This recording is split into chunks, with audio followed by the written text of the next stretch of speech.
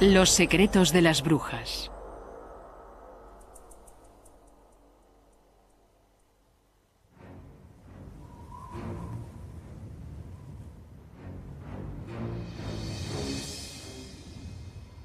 Hay una palabra en el diccionario, tan controvertida y evocativa que su sola mención conjura una miríada de imágenes y emociones. Esa palabra es brujería. Giremos en torno de la ancha caldera y cuaje los filtros la roja lumbrera.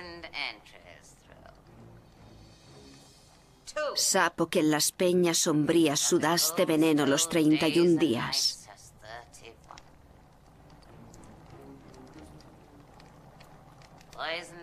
Veneno abrasador. Cuece de todos primero al fuego del bodrio que dora el caldero. Doble el problema duradero. Arda el fuego y bulla el caldero. En Macbeth, también llamada la obra escocesa, Shakespeare habla de brujas que elaboran pócimas, predicen el futuro, admiten la matanza de cerdos, hunden barcos y crean tormentas de viento. Todas eran razones suficientes para que otros las persiguieran y las quemaran en la hoguera.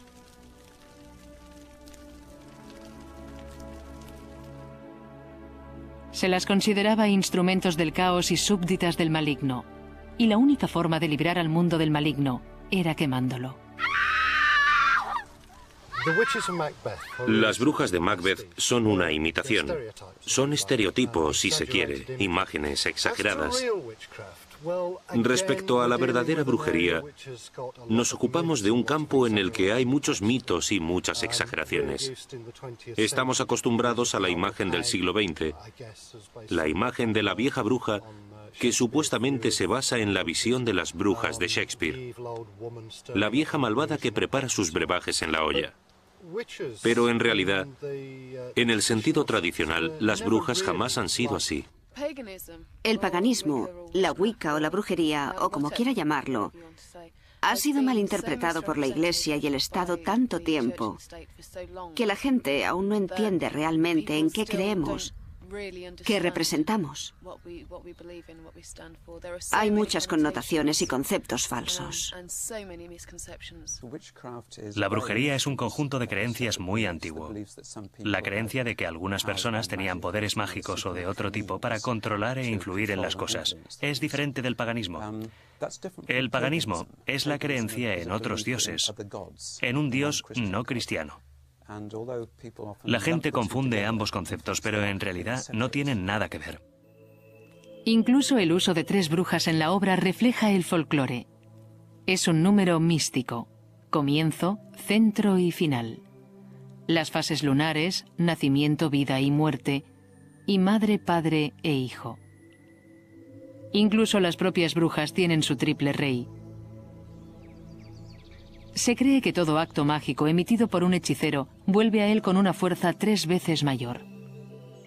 Por ejemplo, una acción de buena voluntad devuelve la bondad al hechicero por triplicado. Por tanto, si se usa la magia con fines perversos, volverá con consecuencias nefastas. Pero si pensamos en brujos, los imaginamos actuando contra el bien común. Recordamos historias de persecuciones, tortura y muerte. Se inventaron muchos instrumentos de tortura con el fin específico de obtener la confesión de brujas que callaban o eran reacias a hablar. Tuvieron lugar una serie de pruebas y juicios para identificar a las brujas. En Inglaterra, en 1542, Enrique VIII decretó el primer estatuto contra la brujería.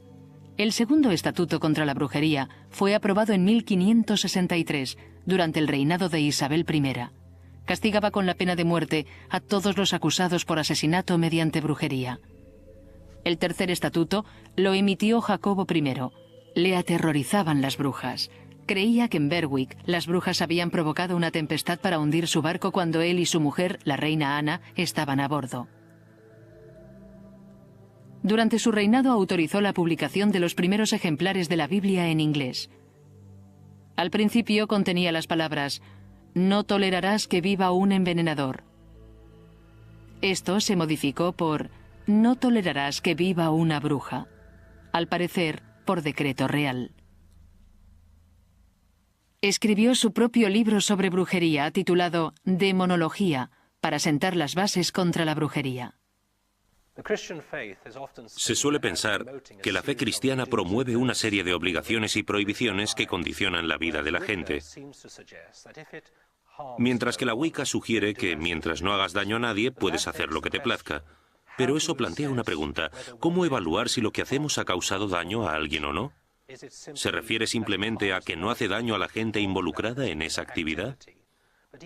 Pero incluso entonces, ¿cómo evaluarlo sin reglas objetivas a las que remitirse? En el continente, el temor a la brujería había alcanzado proporciones epidémicas. En la Europa continental se alcanzaron las cifras más altas de tortura y procesos contra brujas. Señores y campesinos se convirtieron tanto en acusadores como en acusados.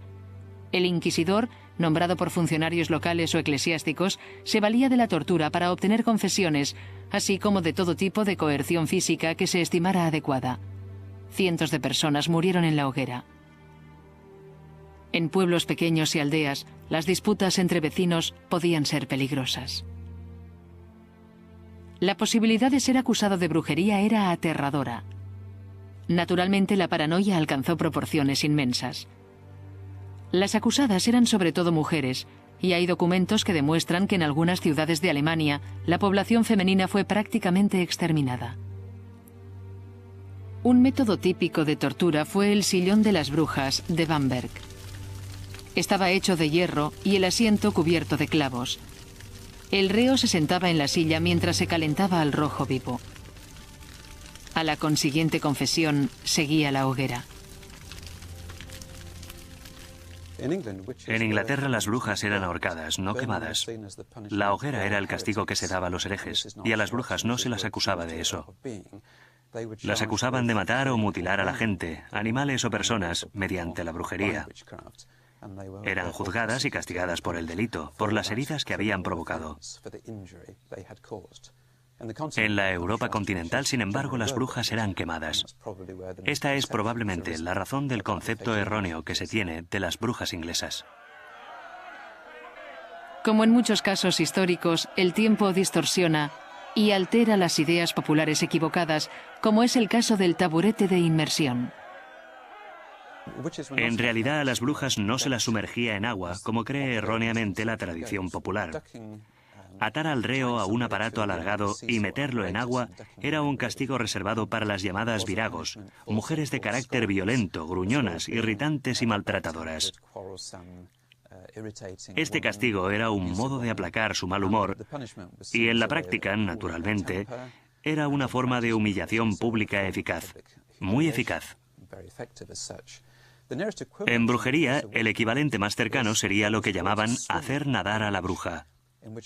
Un grupo de vecinos ataba a la sospechosa con sogas y la arrojaba a un río o estanque para comprobar si flotaba o se hundía. Si flotaba, se interpretaba que el elemento del agua, el bautismo, la rechazaba, y eso se veía como indicio de su culpabilidad. Si se hundía, significaba que probablemente era inocente, y había que sacarla inmediatamente para que no se ahogara. Pero en ninguno de los casos se trataba de una forma de castigo. Los aldeanos debían comunicar entonces su presunta inocencia a un juez y se procedía a llevarla a un juicio ante un juez y un jurado.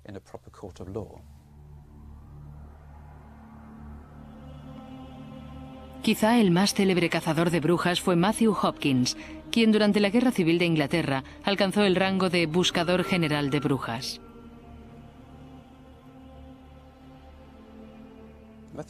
El origen de Matthew Hopkins es bastante oscuro. Se cree que era hijo de un sacerdote de Suffolk, pero se dio a conocer en 1645, cuando descubrió que su misión, como él la veía, era erradicar y destruir a las brujas de Anglia Oriental. Fue el inicio de la cruzada que duró los 2 años siguientes y en la que hizo ejecutar a más de 100 personas en Suffolk, Essex y los condados orientales de Inglaterra. Lo más interesante de Hopkins es que, aunque la gente se lo imagina actuando por todo el país, quemando brujas por doquier, en realidad no es cierto.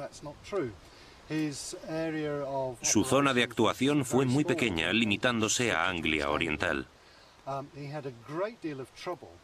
Le costó mucho encontrar brujas y recurrió a todo tipo de intimidaciones para obligar a la gente a confesar o a delatar a sus vecinos. Hoy se le ve como una figura trágica, en cierto modo, aunque también fue un desastre por las consecuencias de sus actos. Al parecer se sentía realmente motivado por un sentido de misión o cruzada. Creía que era un tipo bueno que cumplía la voluntad de Dios de erradicar a estos monstruos. Así se le ve hoy en día. Antes de juzgar a una bruja, hacía falta su confesión como prueba concluyente. Hopkins usaba la privación del sueño. Mantenía a la presunta bruja aislada. Posteriormente, sus ayudantes la desnudaban y privaban de sueño, haciéndole andar día y noche. Tras unos días así, solía ser fácil extraer la confesión y los nombres de los conspiradores. Después comenzaba el juicio. Los juicios eran bastante justos, teniendo en cuenta el modelo y criterio de justicia de los siglos XVI y XVII. Me refiero a que se llevaba a cabo ante un juez, un tribunal de circuito y un jurado de un tribunal de envergadura. Las pruebas se valoraban y se examinaban con mucha atención. Los testigos comparecían y eran interrogados sin que la condena fuera automática. Es decir, el pánico no daba lugar a una condena automática. De hecho, casi todos los sospechosos fueron absueltos y solo 1 de cada 5 acusados acabó en la horca. Así que los tribunales hicieron lo posible por discriminar lo que creían que eran casos bien documentados de los que consideraban resultado de rumores, prejuicios o simple mala fe de los vecinos, si bien en todos los casos las pruebas eran muy circunstanciales. Hopkins, al igual que las prácticas de persecución, ha sido objeto de polémica histórica e ideas erróneas. Nadie sabe qué movía a Matthew Hopkins. Antes se pensaba que actuaba por codicia.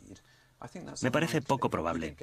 Es cierto que recibió honorarios y se le pagaban ciertos gastos, pero no fueron sumas de importancia, ni tuvo la certeza de que le fueran a pagar. Tal vez le gustó la notoriedad que alcanzó, pero las pruebas indican que tenía una misión equivocada. Se consideró a sí mismo un cruzado que hacía algo fundamental para librar al mundo del siniestro mal que reinaba. La época fue muy significativa. Fue a finales de la Guerra Civil, cuando las estructuras estaban en cierto modo deterioradas, lo que le dio la oportunidad de ocasionar más daños de lo que habría sido capaz en tiempos normales, en tiempos de paz. Existe un verdadero misterio en torno a Matthew Hopkins. Cuando la gente se cansó de él y quiso capturarlo, este desapareció. Nadie supo de su paradero. Se ha sugerido que se mudó a América, donde prosiguió sus actividades. También hay otras versiones, según las cuales se retiró a disfrutar de las riquezas acumuladas con sus actividades. Sin embargo, un autor que conozco ha señalado el hecho de que la compra de juicios por brujería, aunque es 50 años posterior a la locura de las brujas de Anglia Oriental, ocasionada por Matthew Hopkins, pudo haberse producido en los tiempos en que él vivió. Yo lo dejo así. No tengo modo de confirmarlo o desmentirlo, pero es un pequeño e interesante misterio. En Salem, Massachusetts, en 1692, según las crónicas, 3 niñas del pueblo fueron iniciadas en la magia y lo oculto por Tituba, la criada de la familia.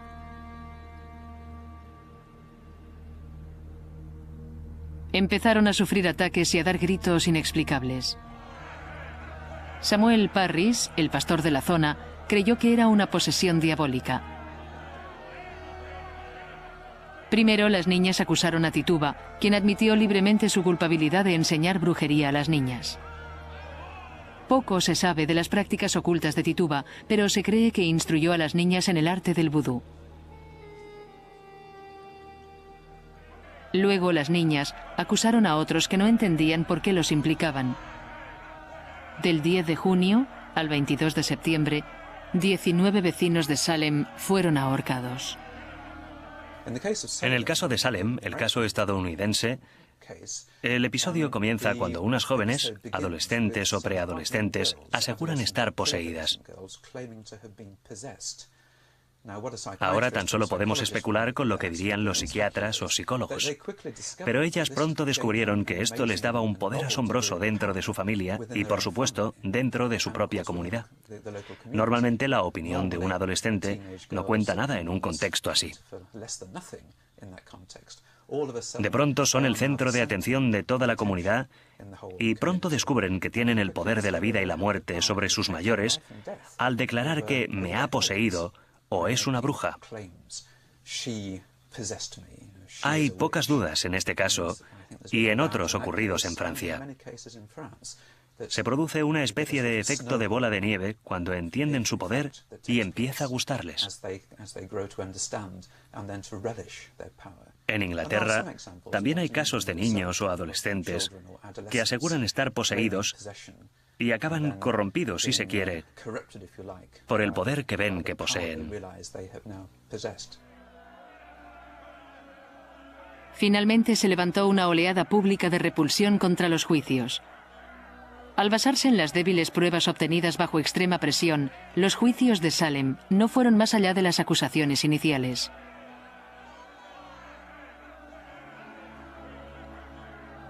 Si lo miramos desde otra perspectiva, encontramos otra explicación creíble para los juicios. Parris recibía gran parte de su apoyo de los granjeros más pobres del pueblo de Salem. Para ellos, Parris y la iglesia del pueblo representaban la estabilidad y los valores tradicionales. Veían a Salem y a sus comerciantes, de poder cada vez mayor, como una amenaza contra su modo de vida.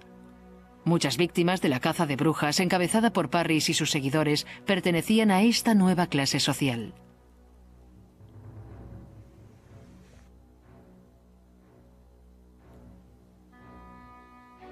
La historia de Salem fue inmortalizada en la obra de teatro de Arthur Miller, El Crisol. Escribió la obra como reflejo de los juicios de McCarthy que estaban teniendo lugar en Estados Unidos en aquella época. El paralelismo con el clima de delación por pánico, donde nadie se sentía seguro, era evidente. Sin embargo, para mucha gente, la literatura, como comentario, ha llegado a confundirse con los hechos históricos. Creo que en Inglaterra y en Norteamérica la brujería no es propia de las clases poderosas. No creo que sea una forma correcta de enfocarlo. Básicamente en Inglaterra y claramente en Norteamérica comienza en las capas sociales bajas con la fricción, rivalidad y choques de personalidad dentro de una pequeña comunidad. La bruja suele ser alguien marginal, de avanzada edad y despreciada, que se lleva mal con los vecinos. Tal vez el mejor ejemplo de persecución de una supuesta bruja por motivos políticos sea la historia de Juana de Arco.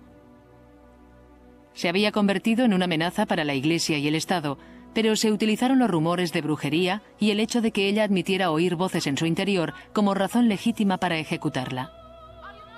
La Iglesia quemó a Juana de Arco en la hoguera en 1531 acusada de herejía. Sin duda las razones fueron políticas porque 500 años más tarde, Juana fue canonizada por la misma Iglesia que la había condenado a muerte.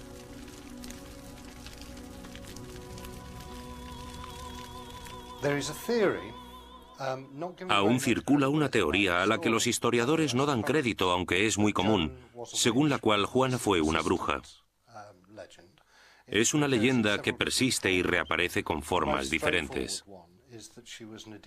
La más sencilla es que ella pertenecía al antiguo credo, a la brujería en estado puro, y que estaba cumpliendo ciertas obligaciones relacionadas con esa antigua religión. Hay que recordar que Domremy, el pueblo donde nació, era conocido por sus prácticas mágicas.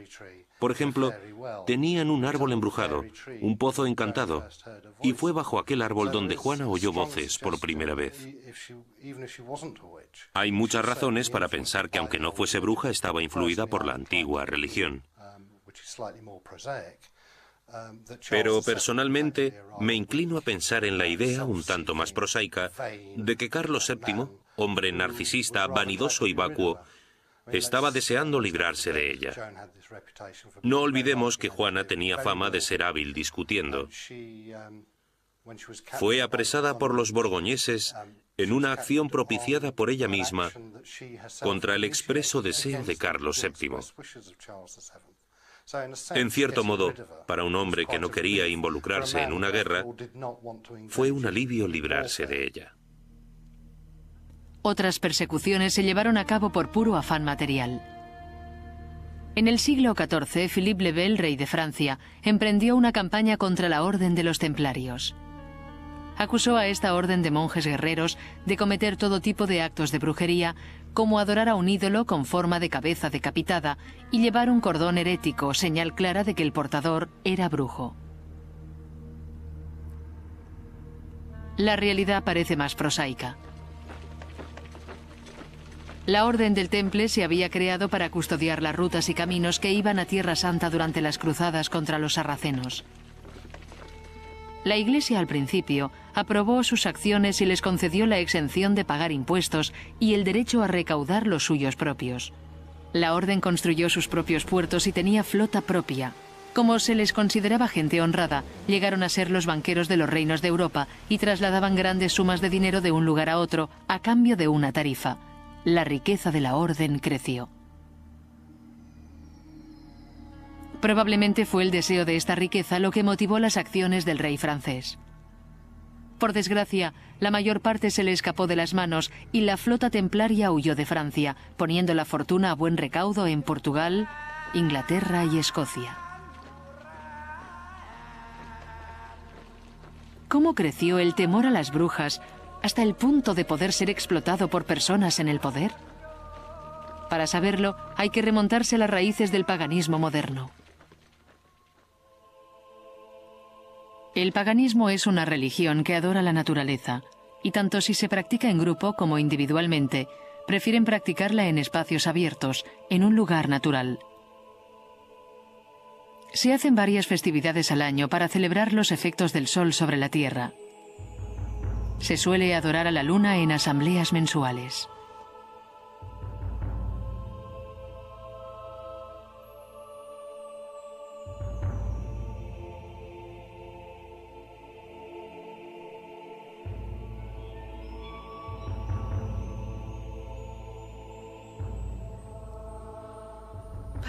El paganismo o Wicca es el amor por la tierra, el amor por la naturaleza y todo lo que hay en ella, en el planeta.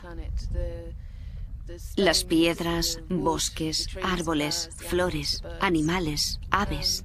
Y por supuesto, nosotros creemos en la dualidad del dios y la diosa de la tierra. El origen de las creencias modernas se pierde en la noche de los tiempos. Se cree que cuando la última glaciación avanzó hacia el sur, el hombre europeo creía en dos imágenes que explicaban su modo de existencia. La diosa de la tierra, creadora de la vida en todas sus formas, y el macho cabrío, que experimentaba la vida y la muerte, como cazador y cazado. Se cree que a medida que los primeros recolectores fueron haciéndose granjeros en castros y se asentaron en pueblos y aldeas, sus creencias rituales se volvieron más organizadas.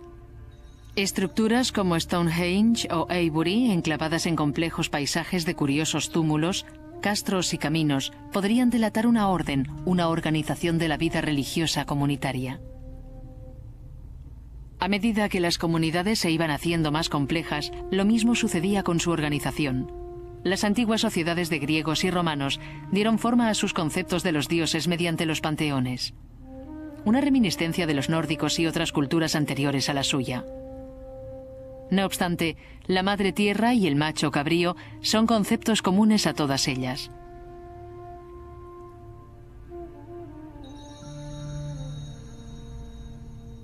Con la llegada de la primitiva iglesia cristiana, se sembraron las semillas de persecuciones venideras.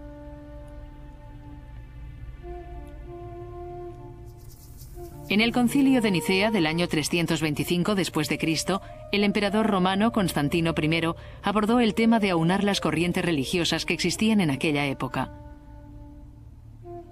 convertido al cristianismo, quería zanjar toda discusión en torno a la divinidad de Jesucristo. De aquel concilio surgió la Biblia y la Iglesia cristiana primitiva que conocemos. Al principio había bastante armonía entre los cristianos y los seguidores de otras creencias. Era lógico colocar las principales festividades cristianas, como Pascua y Navidad, en el equinoccio de primavera y en el solsticio invernal, que estaban establecidas como fechas de rituales y celebraciones. Incluso se habían incorporado al cristianismo imágenes de las creencias antiguas. En Adviento se compara a Cristo con el sol como la luz del mundo, y en muchas iglesias se encuentra la imagen de un hombre verde. Creo que descubrirán que las raíces de la fe cristiana no se encuentran en el paganismo, se encuentran en el judaísmo. Pero lo que sí encontramos en el paganismo son las raíces de nuestra forma de expresar nuestras creencias, porque las fiestas cristianas evolucionaron a partir de las raíces paganas. Sustituyeron a los rituales paganos. Por ejemplo, Navidad en el solsticio de invierno, la Candelaria en torno a Imbolc, etc. Pero a medida que el cristianismo avanzaba por la Europa rural, el pueblo llano apenas distinguía entre el relato de Jesús y María y su versión primitiva de la Madre Tierra y su Hijo. No temían los efectos del cristianismo sobre la política y el Estado. De este modo, pudieron creer en ambas religiones. La vida seguía como antaño. Los más sabios eran la autoridad en los pueblos y aldeas. La gente acudía a ellos en busca de magia, curación y profecías. Ellos eran los depositarios de la sabiduría de los antiguos. Al final, se les conocía por el término anglosajón Wicca, que viene a ser el que modela o dirige lo desconocido. Esto se convertiría en la definición de la palabra witch o bruja. Pero esta coexistencia armoniosa no estaba llamada a durar. Así comenzó la persecución. La Iglesia condenó a la Madre Tierra, declarando que como diosa de la tierra, era la creadora de todos los placeres terrenales que la Biblia definía como pecado. Proclamaron que el macho cabrío era la personificación del demonio, un ángel expulsado del cielo por sus pecados que había creado el infierno y vivía en él.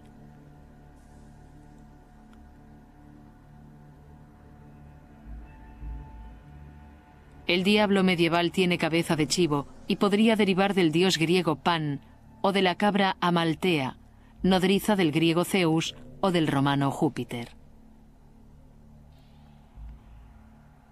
Así se crearon unas líneas de combate cuyas consecuencias ya hemos visto.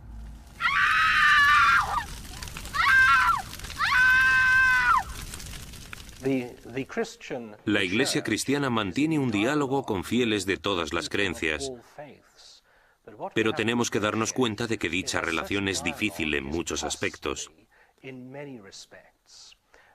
Por tanto, si la Iglesia estableciera un diálogo con el paganismo, habría que hacer una gran labor de base, y sería necesaria una intensa argumentación para que la Iglesia se aplicara lo suficiente en dicho debate. Obviamente comprobaríamos que no hay base común en términos de doctrina y credo, pero tendríamos una perspectiva interesante en nuestra visión del mundo en términos de ética y rituales. Aunque en el siglo X la Iglesia intentó descartar la existencia de la brujería y se aprobó una ley canónica que declaraba herética la creencia en la hechicería, las brujas continuaron practicando sus artes.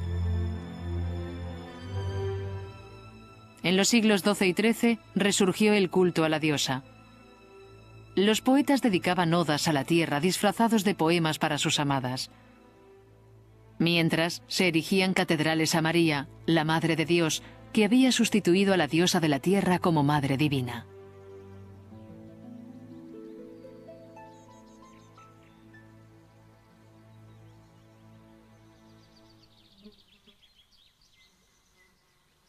En el siglo XIII, la Iglesia cambió su política de negar la brujería. Hasta 1320, el Papa Juan XXII no formalizó el proceso contra las brujas, autorizando a la Inquisición la persecución de la hechicería. 4 años después, el 3 de noviembre, Petronila de Meath fue la primera en ser quemada en la hoguera en Irlanda, acusada de brujería. Desde entonces, las bulas pontificias se volvieron implacables en la condena de la brujería. En 1484, el Papa Inocencio VIII publicó la bula Summis Desiderantes, permitiendo a Kramer y Sprenger, 2 miembros de la Inquisición, sistematizar la persecución de las brujas. Juntos escribieron el Malleus Maleficarum, conocido como el martillo de las brujas. El Malleus Maleficarum era un libro voluminoso, erudito y extraño, escrito por 2 monjes dominicos a finales del siglo XV, en el que explicaban con todo lujo de detalles lo que hacían las brujas, la organización de todo un culto muy elaborado al diablo. Fue tanto el producto como el acicate, en mayor grado si cabe, de una persecución y un hostigamiento sistemáticos de las brujas en la Europa continental del siglo XV en adelante. Y apareció a los 2 o 3 años de una bula del Papa de aquella época, en la que se denunciaba la brujería. Así que ambas son pruebas clave que demuestran cómo las autoridades consideraban el fenómeno de la brujería como una grave amenaza. Vemos que el momento álgido de la persecución de las brujas tuvo lugar en la Edad Media y fue el resultado de la alianza entre 2 estamentos sociales. Por un lado, la Iglesia, que persigue con saña la brujería, aunque la verdadera razón fue el afán por establecer su poder en el país y no tanto por mantener en su sitio la pureza de la doctrina. No habrían podido hacer su labor sin la ayuda del pueblo. En ocasiones, se recuerdan estas historias en películas que hemos visto, en las que la gente sacaba a la fuerza a los excéntricos de la comunidad y los presentaba ante las autoridades eclesiásticas como brujos. Pocos practicaban la brujería, tan solo eran gente excéntrica. Así que, al ver cómo colaboraban estos 2 grupos sociales, uno se pregunta qué había detrás de todo ello. Es evidente que había otra fuerza, que es la fuerza de la inseguridad. Una sociedad que se siente insegura, como casi toda Europa en la Edad Media, se ceba en cualquiera que represente una minoría. Y en este caso, fueron las brujas. Las brujas ya no eran practicantes de la antigua religión, ni curanderas ni maestras. Eran esclavas de Satán. La Iglesia consideraba que las brujas eran mujeres porque sucumbían fácilmente a la lascivia y maldad del diablo. Para aumentar la creencia y temor del pueblo, la Iglesia no hizo más que dar la vuelta a los rituales y prácticas cristianos. Las brujas adoraban al diablo en lugar de a Dios, parodiaban la misa cristiana y gozaban de los placeres terrenales. Cuando la Iglesia declaró herética la brujería, las últimas dudas del pueblo llano se disiparon. Hasta hace poco, no hemos contemplado un resurgir de las antiguas costumbres. Escama de dragón. Colmillo de lobo. Momia de bruja. Buche y entrañas del voraz tiburón marino. Raíces de cicuta excavada en tinieblas. Y láminas de tejo rebanado a la luna eclipsada. En la brujería moderna, lo más parecido a las pociones y conjuros mágicos es el uso de hierbas medicinales. Con las hierbas se elaboran aceites, ungüentos, pomadas y decocciones. Se usan simplemente para curar y proteger, y se dice que estimulan la meditación y atraen a las energías telúricas. Las personas acusadas de brujería, tanto blanca como negra, sí que elaboraban mejunjes de hierbas, pero no creo que el mero hecho de usar pociones de hierbas hubiera sido o se hubiera visto como algo tan mágico en aquella época. Probablemente entonaban cánticos, algún conjuro o algo con un toque sobrenatural que se añadía al brebaje. Y si se piensa en las brujas del Macbeth de Shakespeare, echan todos sus objetos al caldero, pero también murmuran conjuros y fórmulas. Y eso es lo que le otorga la dimensión mágica. Muchos paganos celebran un ritual anual de curación para mostrar su devoción a la tierra. Se reúnen en diferentes lugares de todo el mundo para agasajar o sanar a la tierra con su amor. El ritual está destinado a devolverle parte de la energía recibida de la tierra a su fuente. Se centra en los recursos vitales proporcionados por la tierra.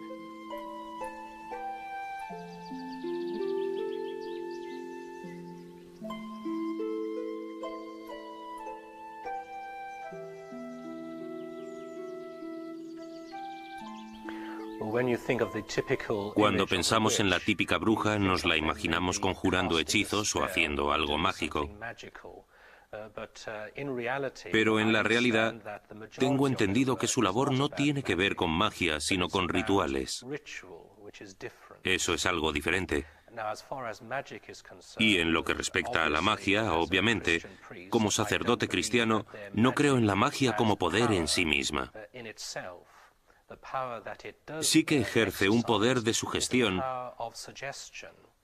así como la capacidad de influir psicológicamente en los demás. Sin embargo, no debemos infravalorar ese poder porque puede ser tan real como cualquier otro. Las brujas y los relatos sobre ellas han pasado al folclore y de este a la literatura. Quizá uno de los ejemplos más tempranos sea el de Medea, de la mitología griega. Alcanzada por las flechas de Cupido, se enamoró apasionadamente de Jasón y le ayudó a realizar 3 labores aparentemente imposibles para lograr el velocino de oro. De Inglaterra viene la historia del mago Merlín, el anciano y sabio consejero que usa sus poderes mágicos a regañadientes para ayudar a Arturo a convertirse en el legendario rey. Hay muchos ejemplos modernos de variaciones sobre este tema. El resurgir actual de las antiguas religiones se remonta a 1888. Un grupo de ancianos masones fundó la Orden Hermética del Amanecer Dorado, una sociedad dedicada a descubrir la sabiduría de los antiguos. Un joven llamado Aleister Crowley se inició en la orden. En su niñez solo se le permitía leer la Biblia, pero a finales del siglo XIX, cuando estudiaba en el Trinity College de Cambridge, sus horizontes se abrieron de par en par al descubrir a los clásicos. Tras su instrucción en la orden, viajó mucho por todo el mundo. Durante esta etapa recibió una serie de revelaciones místicas en el Cairo.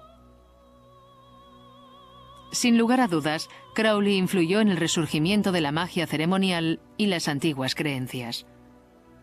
Probablemente debemos a su labor los horóscopos y los tableros de la Ouija. A Gerald Gardner, para muchos fundador de la Wicca moderna, Crowley lo inició en las órdenes que lideraba. El apasionado interés de Gardner por el resurgimiento de ese arte y su gran cantidad de libros pudieron contribuir al auge moderno de estas creencias.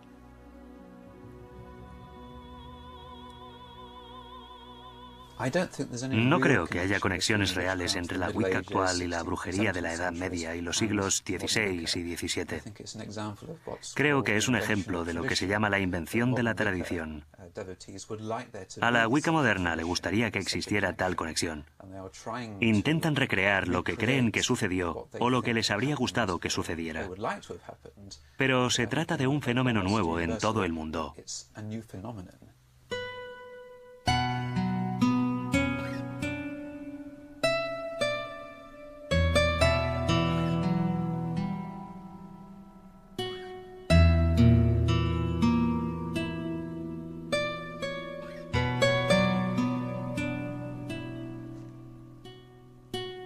Este es el ritual de la unión de manos que se practica en la actualidad. Al igual que todas las religiones, los paganos celebran la unión de una pareja con una boda. El acto de la unión de manos se asemeja en ciertos aspectos a las actuales ceremonias matrimoniales. Sin embargo, hay algunas diferencias. El concepto no es simbólico, sino literal. Hombre y mujer son atados por las muñecas mediante un cordel y permanecen unidos durante 24 horas. Así declaran su amor mutuo y la sinceridad de sus votos.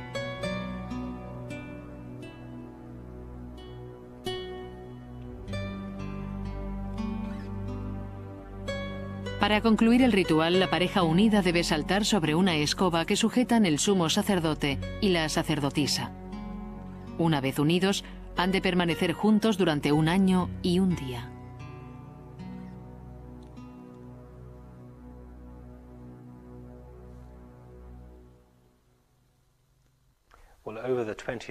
En el siglo XX la gente ha intentado encontrar alguna creencia que les proporcionara todas las respuestas o al menos les solucionara todos sus problemas. Han probado la ciencia, han probado la política y han visto que ambas tienen sus limitaciones. Y ahora, al final del siglo XX, la gente busca algo más que responda a las preguntas de su corazón. Por eso buscan en el ámbito de la espiritualidad y la ven con una mayor libertad. Ven las iglesias mayoritarias, pero también a las que han estado situadas al margen. Aunque la adoración de la diosa ya no es motivo de odio, sigue habiendo gente que la teme, y los conceptos erróneos pueden tener consecuencias fatales. En 1997 se supo que en un pequeño pueblo de la Rusia rural, 2 hombres intentaron matar a una familia porque creían que una de las mujeres era bruja. Ella sobrevivió a ese ataque brutal, pero otra mujer murió y 4 niños fueron hospitalizados con heridas graves. Los hombres reconocieron voluntariamente lo que habían hecho al acusar a la mujer de hechizar a uno de ellos. Quizás sea esa la razón por la que la comunidad pagana permanece bajo un velo de aislamiento y secretismo. Lo más importante de la brujería moderna es que es un intento serio y sincero de regresar a una especie de religión terrenal, una religión natural. Ahí reside su importancia. En cierto modo, la brujería moderna conecta muy bien con el movimiento ecologista, con la preocupación por la ecología y la vuelta a la tierra. No dañar la tierra, y eso es brujería moderna o uno de sus aspectos más importantes. Se trata de vivir en armonía con el orden natural. Si buscara una definición que resumiera la brujería moderna, elegiría esta. Con los escritores modernos que tejen historias de brujas destinadas a los niños, ante la pregunta tradicional de ¿cuándo nos veremos las 3 de nuevo?, formulada al azote de la tormenta, empapados por la lluvia y en un brezal arremetido por el viento, es más probable responder con un «pues creo que el martes puedo», en vez de con temor a la persecución. La tortura y la hoguera han dado paso al entretenimiento y a una nueva fe de antiguas raíces. La brujería queda reflejada principalmente en la literatura y los medios de comunicación, retratada según la imaginería tradicional. Lo que vemos ahora está a años luz de las verdaderas prácticas de este arte.